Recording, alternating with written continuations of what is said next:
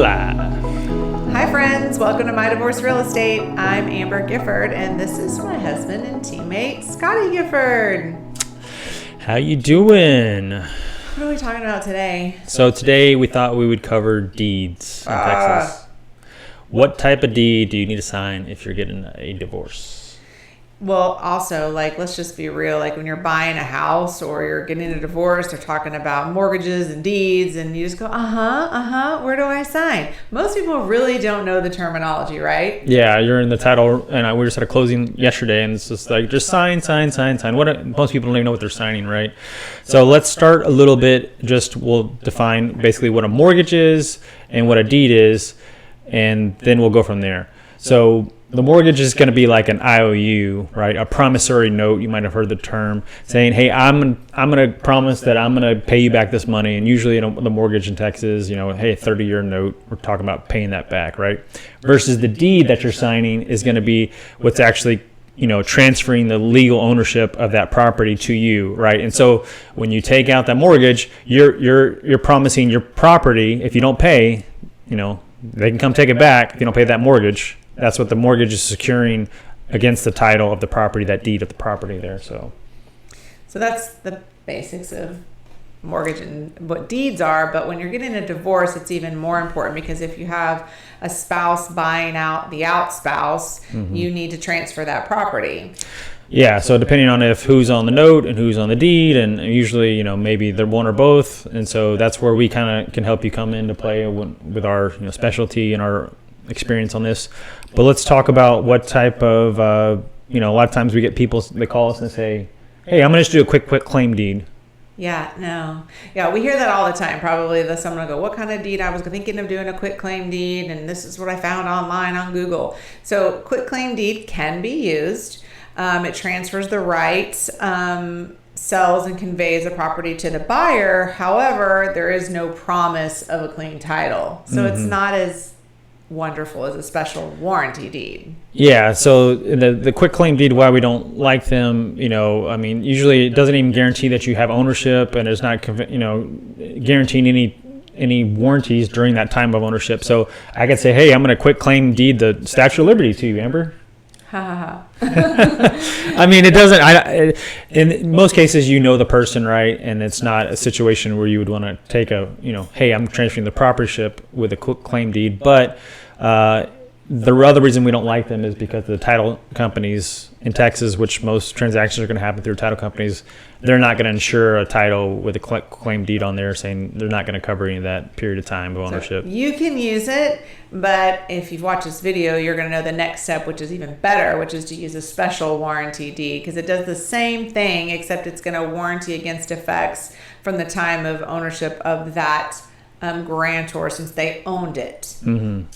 Yeah, so those, during that time of ownership, you're going to say, "Hey, if there's any other deeds, any other claims that come up when I had owned the property and I gave a special warranty deed to Amber, well, then you can come back to me and, we can clear that up," right? Because title insurance is, and these property ownerships is always talking about when you own the property. That's when the person has to satisfy any of those deeds and claims. They're warranting against defects in a title. So when you purchase or sell a home, you get a title commitment, which we have another video on that too. But in that title commitment, that's where liens and things show up. So it just offers more protection when you use a special warranty deed. But you might be thinking, I said a word in there. You're like, "Wait, what is that? Who is that?" I said the grantor. Yeah, this is all terminology that real estate agents use or should be using, or at least know. You have to study for it for your test. So a grantor, Grantor, is the seller on deeds or a borrower of a mortgage. That's your grantor. So when we're saying it's going to protect against the defects of the title from the time the grantor, the seller who has it, who's selling it back to you. The grantee is going to be Grantee, the person who the conveyance is being made to. Buyer, recipient, lien holder, new owner, whatever you want to call it. Very good. Hopefully that clears up some of the language in there about that's going to be in the deed. And if you don't know, you need to ask your agent.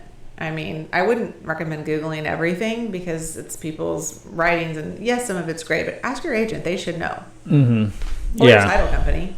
Yeah, and so I guess we'll just touch on too what maybe a standard warranty deed or general warranty deed is, why we're talking about these other types of deeds in Texas. So the general warranty deed would actually be like the full background of the chain of title history, like guaranteeing it all the way back from when you took ownership of the property first. So usually like a full warranty deed would be an unbroken chain of guarantee that, hey, there's no one else that's going to claim to this, and there's no other claims that have been made to it. The entire history of the title. So usually they don't need to do that in most divorce situations because you both received, took ownership of the property. It was deeded over to one or you or both of you during that time, and now you're just releasing that ownership or claim of the property to the one person and not both of them. So something else I want to note too, that both of these are filed in your county clerk's office. They can also be drafted up by your attorney or the title company. The title company that is processing the paperwork, the buyout, is going to be cheaper than your attorney. So just so you know, they likely charge you for the hours that they're putting into drafting this, and the title company will do it for a fraction of the cost. It is likely your responsibility to file it in the county clerk's office, though. I swear there's been at least 5 lately where they have it and it's but it hasn't been filed. So it's been signed off on, but it's not filed. So, and then in that case, when you go in to sell the property and they do a search, they don't see that there's a transfer of ownership been done. You're like, oh wait, I have that piece of paper. So you just have to go and file it in the county. Yeah, so making sure that that's taken care of is always going to be important. And while we're here, I'll cover one more thing about if you are considering buying out your spouse, when you're going through a divorce situation, we at the Gifford Group can help you with that too. I'm a licensed mortgage loan officer, and are able to help through that process. And if you are coming to us, we would help you with all the paperwork as far as that goes when we do go to getting some of those loyalty liens that we talked about in other videos, and the special warranty deeds. We would be working hand in hand with the attorney to help making sure that all the paperwork is filed properly for you. So all in all, this is about which deed am I supposed to use in a divorce. Go for the special warranty deed every time. Yeah, you can use a quitclaim deed, but we don't recommend it. Likely your attorney won't either. So if they're pushing for a quitclaim, you might want to ask why. So I think that covers everything. Yeah. Hope you found it helpful. And as always, we're here to bring you real life experiences to all your real estate needs.